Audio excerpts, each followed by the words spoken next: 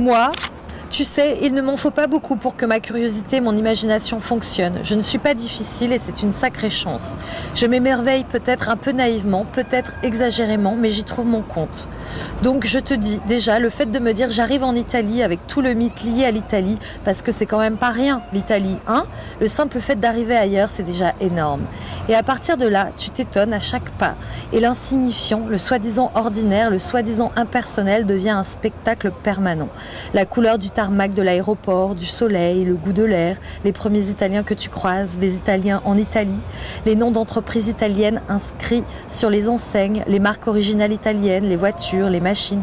Tu sais, tous ces signes qui témoignent de l'autonomie créatrice et économique d'un pays. Le design de la navette aéroportuaire, les lunettes aérodynamiques du chauffeur qui bavarde calmement avec un collègue. Et puis la façon que ce chauffeur a de tenir son volant, de regarder dans son rétroviseur et de presser les boutons de son tableau de bord, plus détendu et plus souple que celle de son homologue français.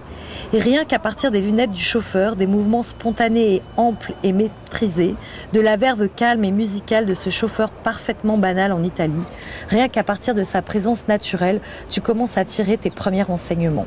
Tu pointes les vraies différences culturelles que personne d'autre que toi n'aurait l'idée d'aller chercher là-dedans, mais plutôt dans un musée ou bien dans un rituel fameux de je ne sais quel village sicilien. Là, tu commences à te dire les Italiens sont moins crispés que nous. Ils sont plus directs, plus posés, mieux plantés que nous. Ils assument mieux leur latinité. On les dit frimeurs, mais c'est tout simplement qu'ils se font plaisir sans se préoccuper autant de nous, de ce que les autres vont penser de leurs soi-disant excès. Ils n'ont pas le cul entre deux chaises, eux.